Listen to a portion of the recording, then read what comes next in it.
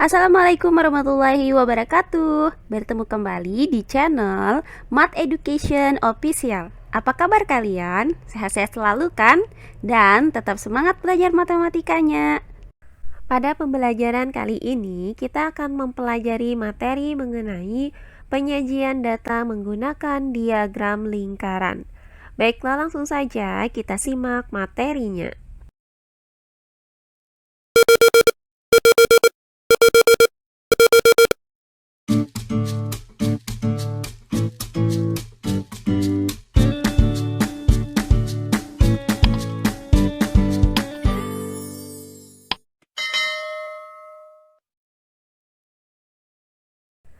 Setelah kita mempelajari penyajian data menggunakan diagram piktogram dan diagram batang, maka kali ini akan kita bahas mengenai penyajian data menggunakan diagram lingkaran. Penyajian data menggunakan diagram lingkaran. Diagram lingkaran adalah penyajian data statistik dengan menggunakan gambar yang berbentuk lingkaran. Daerah lingkaran menggambarkan keseluruhan data. Data itu disajikan dengan menggunakan juring, di mana besar sudut pusat juring itu disesuaikan dengan perbandingan setiap data terhadap seluruh data. Nah, untuk membuat diagram lingkaran, terlebih dahulu ditentukan besarnya persentase objek terhadap keseluruhan data dan besarnya sudut pusat juring lingkaran. Untuk lebih jelasnya, perhatikan contoh soal berikut ini. Data berikut adalah data guru di Indonesia pada tahun 2001-2002. Buatlah diagram lingkaran berdasarkan data tersebut. Nah, untuk sekolah dasar, jumlah gurunya itu ada 1.200.000. Sementara untuk sekolah menengah pertama, jumlah guru ada 460.000. Sementara untuk sekolah menengah umum, jumlah guru ada 210.000. Dan untuk sekolah menengah kejuruan ada 130.000. Baiklah, untuk penyelesaiannya adalah sebagai berikut. Untuk membuat diagram lingkarannya, maka akan kita hitung terlebih dahulu besarnya sudut pusat untuk masing-masing juring dari data-data ini. Langkah pertama yang akan kita lakukan adalah menghitung seluruh guru. Misalkan jumlah seluruh guru itu adalah N. Maka N sama dengan 1.200.000 ditambah 460.000 ditambah 210.000 ditambah 130.000. Hasilnya adalah 2 juta. Maka didapat bahwa jumlah seluruh guru adalah 2 juta. Selanjutnya tinggal kita hitung besarnya sudut pusat untuk setiap data atau juringnya. Nah, yang pertama adalah besar sudut pusat untuk juring sekolah dasar. Besar sudut pusat untuk juring sekolah dasar itu dirumuskan dengan jumlah guru di sekolah dasar per jumlah guru seluruhnya, kemudian dikali dengan 360 derajat. Maka 1.200.000 per 2 juta dikali 360 derajat. Nah, selanjutnya tinggal kita hitung hasil dari perkalian bilangan-bilangan ini. Nah, untuk pecahan 1.200.000 per 2 juta dapat kita sederhanakan dengan cara membagi kedua bilangan ini dengan 100.000. Atau untuk memudahkan kita, tinggal kita coret 5 buah angka 0 untuk masing-masing angka ini. Maka didapat 12 per 20 dikali dengan 360 derajat. Nah, untuk pecahan 12/20 ini masih bisa kita sederhanakan lagi dengan cara membagi keduanya dengan 4, sehingga didapat pecahan 3/5. Maka 3/5 dikali 360 derajat. Nah, hasil dari 3 dikali 360 derajat adalah 1080 derajat. Kemudian dibagi dengan 5, hasilnya adalah 216 derajat. Maka didapat besar sudut pusat untuk juring SD adalah 216 derajat. Berikutnya kita hitung besar sudut pusat untuk juring sekolah menengah pertama. Besar sudut pusat untuk juring sekolah menengah pertama itu dirumuskan dengan jumlah guru di sekolah menengah pertama per jumlah seluruh guru dikali dengan 360 derajat.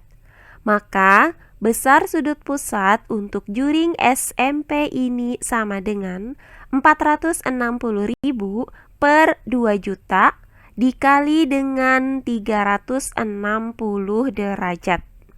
Selanjutnya tinggal kita hitung hasil dari perkalian bilangan-bilangan ini. Nah, untuk pecahan 460.000 per 2 juta ini bisa kita bagi dengan 10.000. Maka didapat 46/200. Sehingga besar sudut pusat untuk juring SMP sama dengan 46/200 dikali 360 derajat. Nah, untuk 46/200 ini bisa kita sederhanakan lagi dengan cara membagi kedua bilangannya dengan 2, sehingga diperoleh pecahan 23/100. Maka besar sudut pusat itu sama dengan 23/100 dikali 360 derajat. Nah, hasil dari 23 dikali dengan 360 derajat adalah 8.280 derajat. Kemudian dibagi dengan 100, hasilnya adalah 82,8 derajat. Sehingga didapat besar sudut pusat untuk juring SMP ini adalah 82,8 derajat. Berikutnya besar sudut pusat untuk juring sekolah menengah umum. Adapun rumusnya adalah jumlah guru di sekolah menengah umum per jumlah seluruh guru, kemudian dikali dengan 360 derajat. Maka besar sudut pusat untuk juring SMU itu sama dengan 210.000 per 2 juta dikali 360 derajat. Nah, untuk pecahan 210.000 per 2 juta ini bisa kita sederhanakan dengan membagi kedua bilangan dengan 10.000. Sehingga didapat pecahan 21/200. Nah, selanjutnya karena 21/200 ini tidak bisa kita sederhanakan lagi, maka langsung kita hitung hasil dari 21/200 dikali dengan 360 derajat. Nah, hasil dari 21 dikali 360 derajat adalah 7.560 derajat. Kemudian dibagi dengan 200, hasilnya adalah 37,8 derajat. Sehingga didapat besar sudut pusat untuk juring SMU ini adalah 37,8 derajat. Nah, terakhir besar sudut pusat untuk juring sekolah menengah kejuruan. Adapun rumusnya adalah jumlah guru di sekolah menengah kejuruan per jumlah seluruh guru dikali dengan 360 derajat. Maka besar sudut pusat untuk juring SMK itu sama dengan 130.000 per 2 juta dikali dengan 360 derajat. Nah, untuk pecahan 130.000 per 2 juta ini bisa kita sederhanakan dengan membagi kedua bilangan ini dengan 10.000. Sehingga didapat pecahan 13 per 200. Nah, karena 13 per 200 tidak bisa kita sederhanakan lagi, maka langsung saja 13 per 200 ini kita kalikan dengan 360 derajat.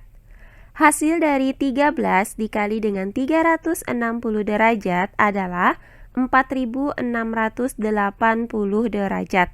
Kemudian dibagi dengan 200, hasilnya adalah 23,4 derajat. Maka besar sudut pusat untuk juring SMK ini adalah 23,4 derajat.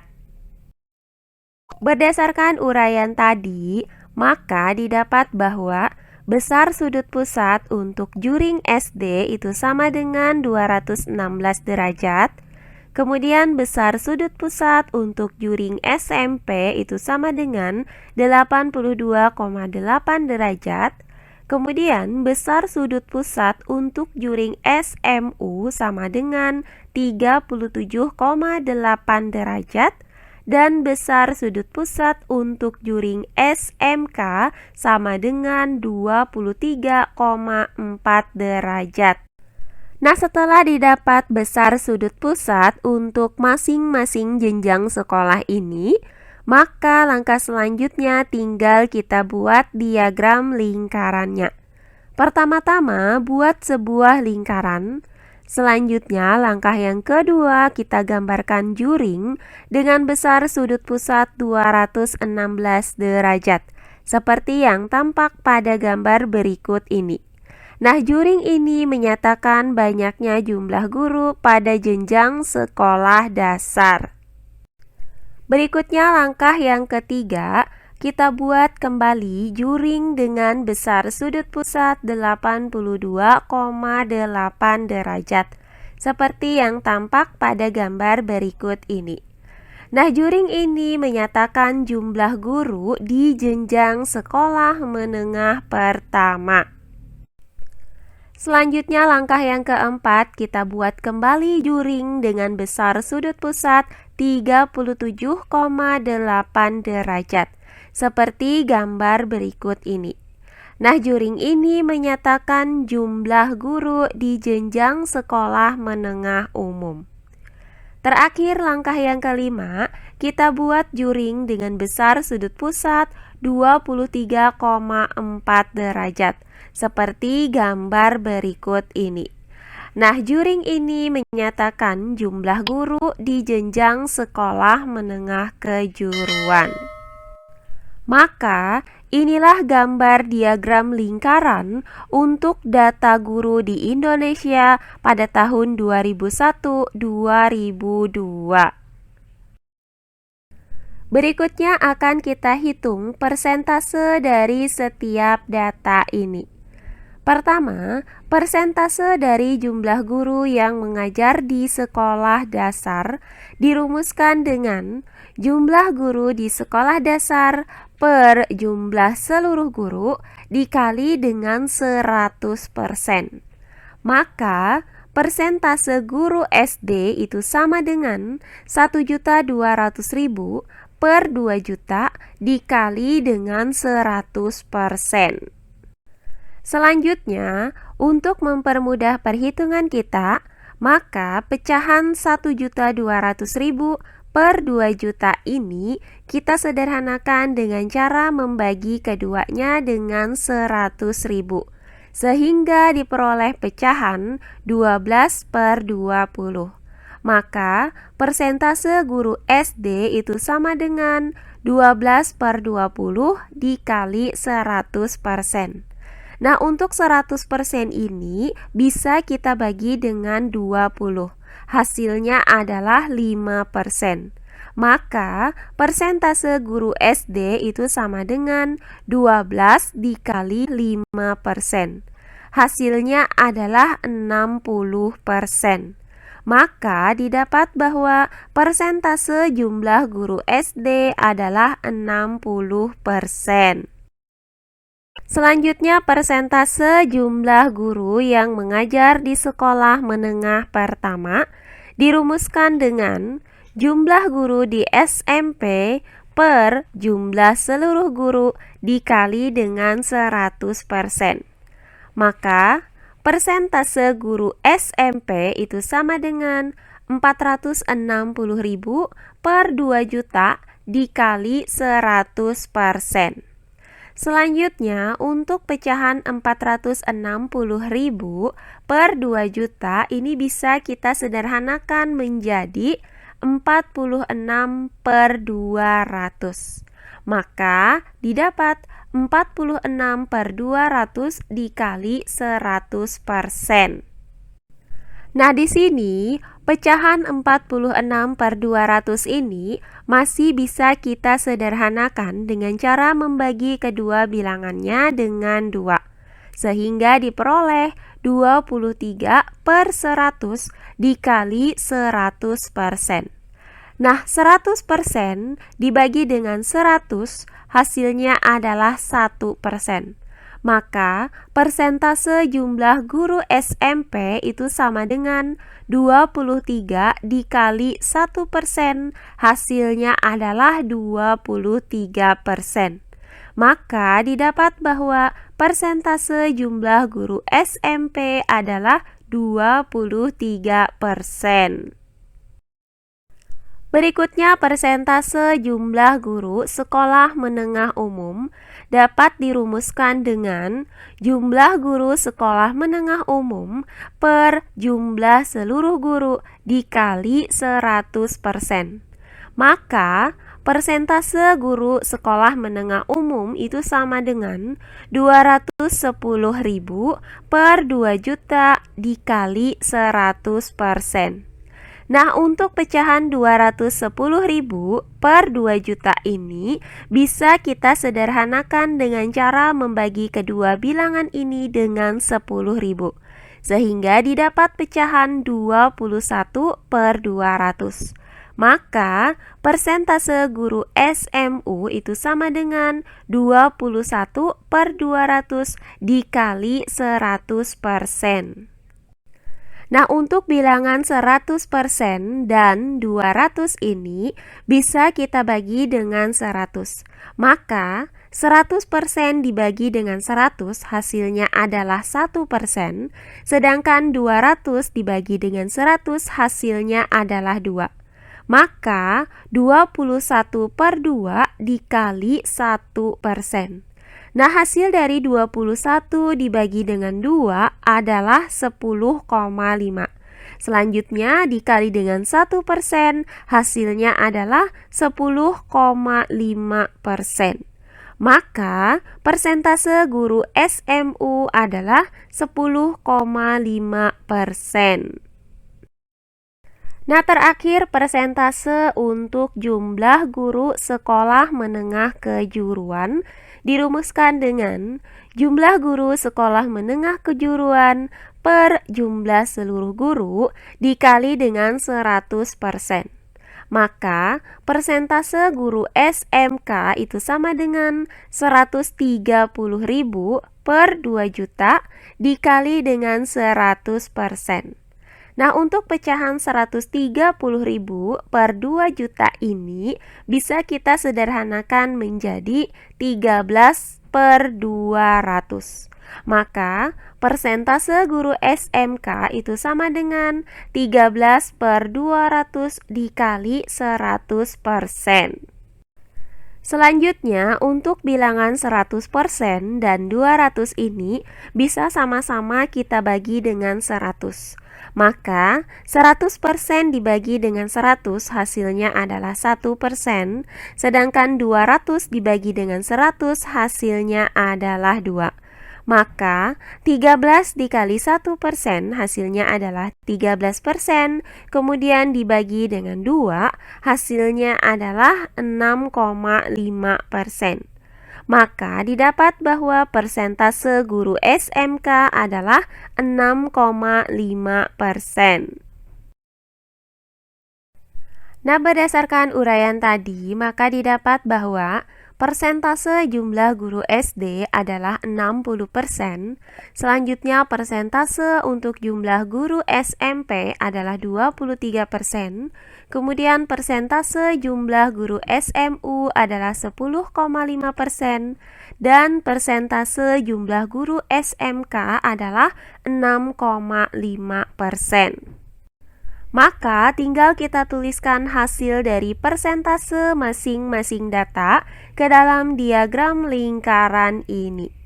Nah, inilah diagram lingkaran dari data jumlah guru di Indonesia pada tahun 2001-2002. Nah, demikian pembelajaran kita kali ini mengenai penyajian data menggunakan diagram lingkaran. Semoga penjelasan dari saya mudah dimengerti oleh kalian semua. Jika ada yang kurang dipahami, silahkan kalian tulis di kolom komentar.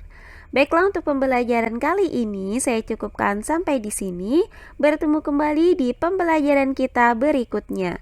Akhir kata saya ucapkan wassalamualaikum warahmatullahi wabarakatuh.